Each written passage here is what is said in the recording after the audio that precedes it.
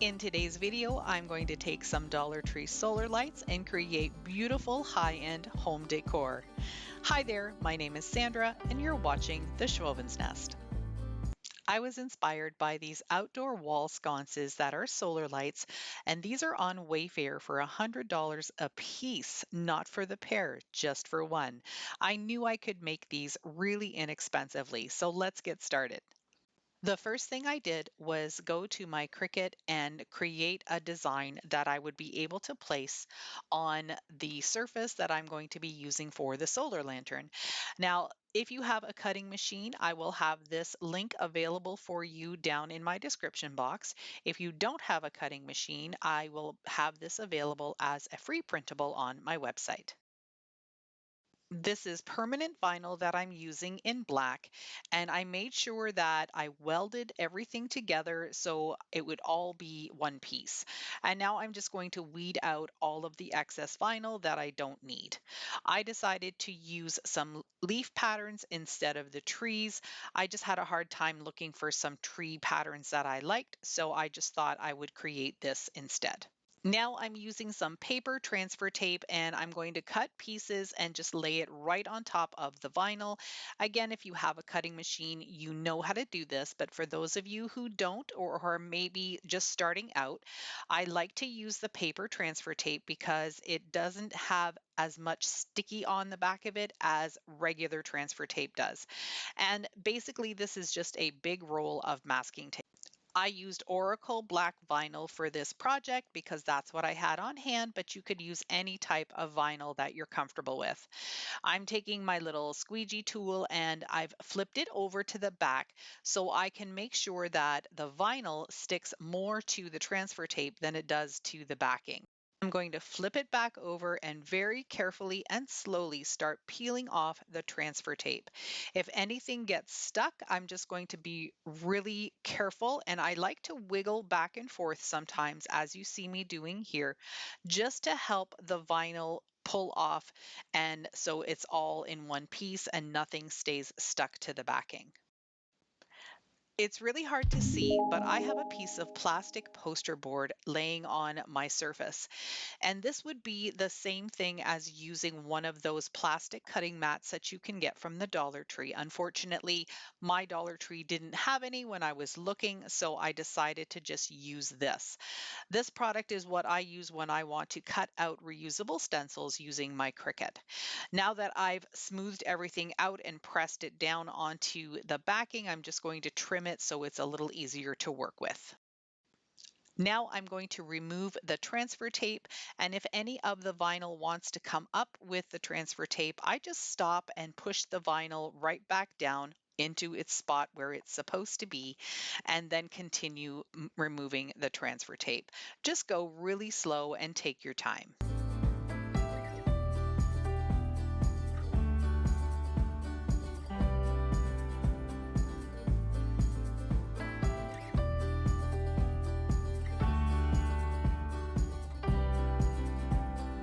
Using my scissors, I'm just going to cut along the border that I created, and I'm leaving probably a couple of millimeters here of the plastic just because I don't want to cut into the vinyl.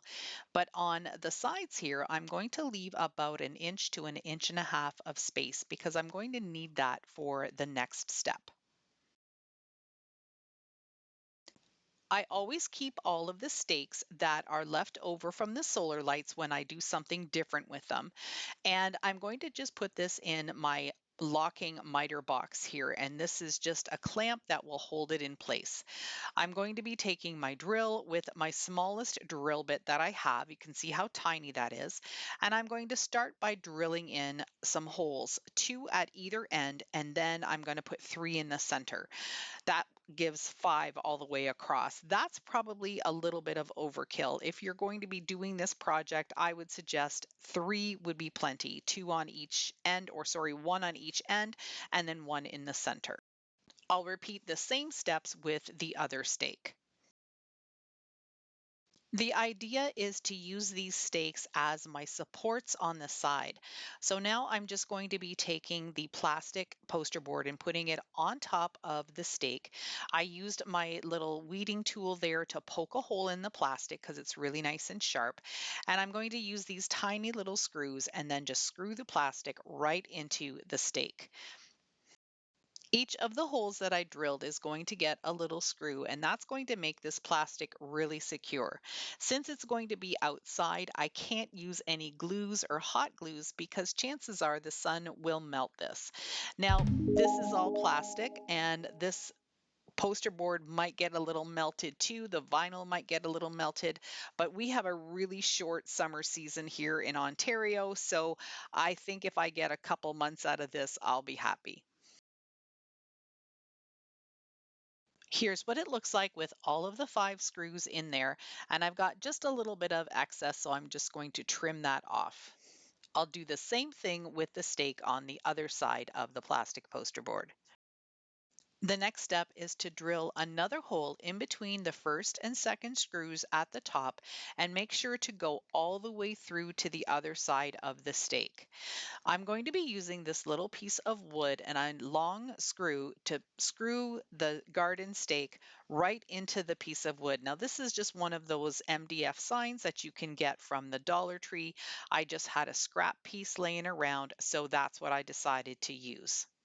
I'm putting the screw in all the way through to the other side of the garden stake first, and then I'll be able to attach it to the sign.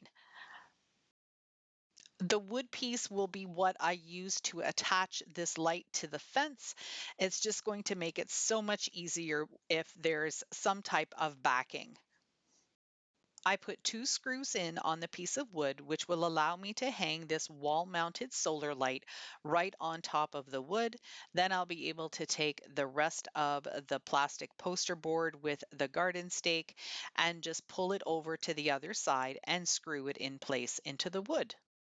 Here's what it looks like mounted on my fence in my backyard during the day. And for this picture, you can still see the solar light peeking out, so it's definitely still going to get some sun. And this is how beautiful it looks at night. I love how this turned out, and I hope you love it too.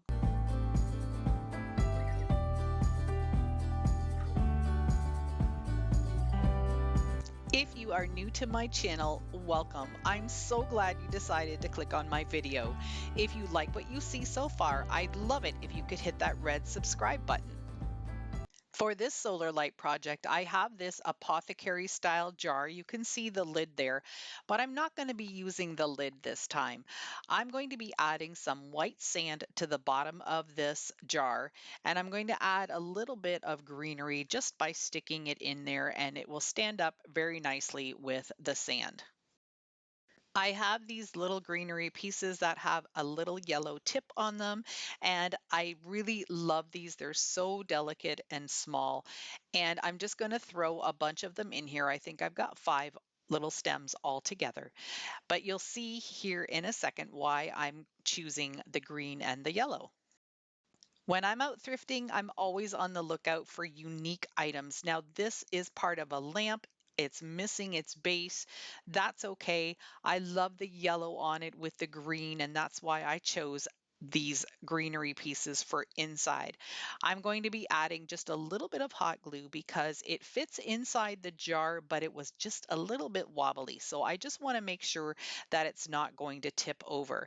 And then I'll just add one of the silver Dollar Tree solar lights on top, and this is complete. So simple, so easy, looks very high end and very vintage. I love it.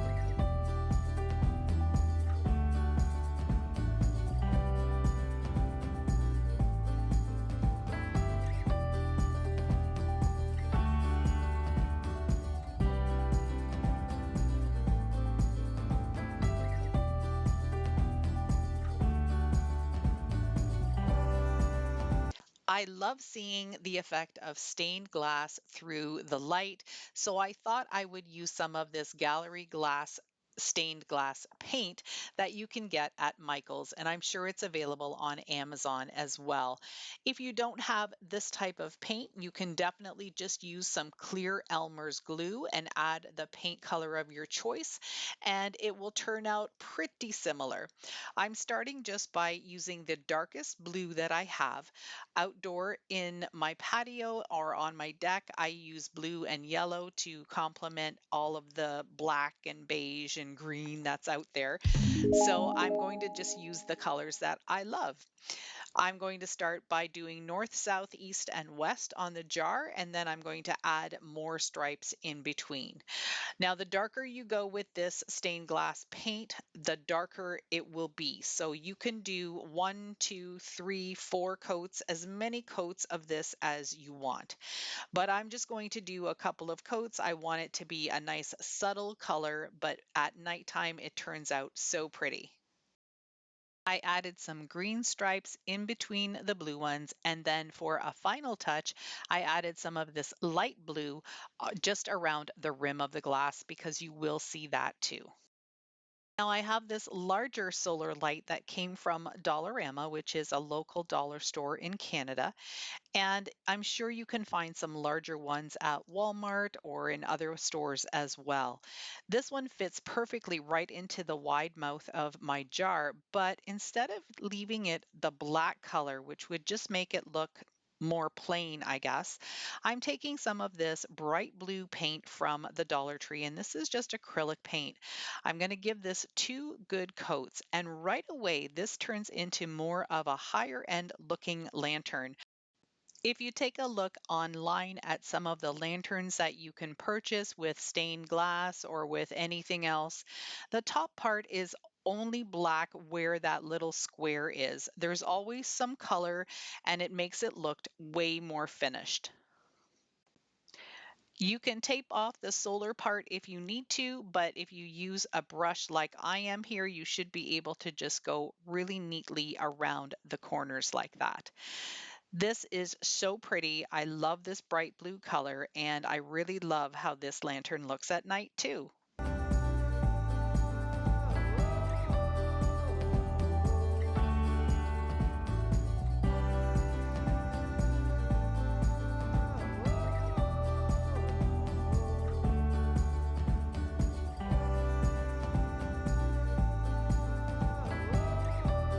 The final project that I have for you today is using another of these silver solar lanterns from the Dollar Tree and this tiny little jar. So what I'm doing here is just adding a little bit of hot glue onto the top because I want to make sure that the solar light doesn't fall off. It doesn't fit in there very snugly, so I am going to just be able to make sure that it stays put. Now, before you do this project, you do need to add a few rocks into the bottom of the small jar. I thought that the hot glue would hold it well enough at the bottom of the jar, but as soon as I added some water, it just popped right up. So you're going to see here in a little bit that the jar on the inside has a little bit of some rocks and stones in it. Next, I'm going to take some of this brown sand, and it's a little bit bigger than sand. They're more like sort of crystally pieces. I'm not sure, but I got them at Dollarama. They might have something like this similar at Dollar Tree as well, or maybe even Dollar General. I'm just going to add this to the bottom, and I think it's just a really nice neutral look. It looks like actual sand. I had some of these clear glass beads in my stash, so I'm just going to be adding these right on top of the sand and I'm going to put them all in, just kind of dropping them in, making sure that they don't get buried by the brown sand, but just lay on the top. I'm going to be adding some water. And in a moment, you're going to see the little jar pop right up and just kind of do a little kitty wampus flop there. And then that's when I took it out and redid it and put some rocks in the bottom of it so it would stay put. I left this part in on purpose because I wanted you to know that not all of my ideas work out as planned either. So now I've got everything put back together again, and I'm just using some of these little white flowers. These came from a bunch from Temu, I think, and I just pulled the little flowers right off the stems. They're plastic, so they're going to float really well. And then I'm going to add a couple of other little greenery pieces and some more florals. And this is so pretty. I think this would also look very pretty with the water in it and some real flowers and maybe even some rose petals. So you could change this out for whatever look you're going for.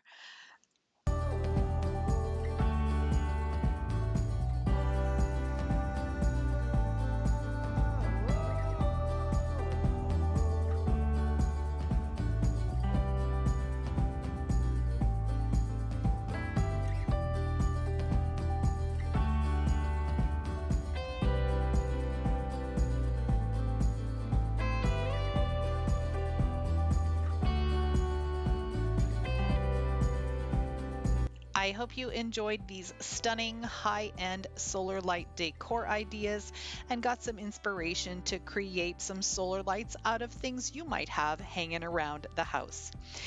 If you've liked this video, please give me a thumbs up. That gets me noticed more on YouTube and helps my channel grow. Don't forget the subscribe button and that notification bell. If you liked this video, here's a couple more that might interest you. Have a great weekend.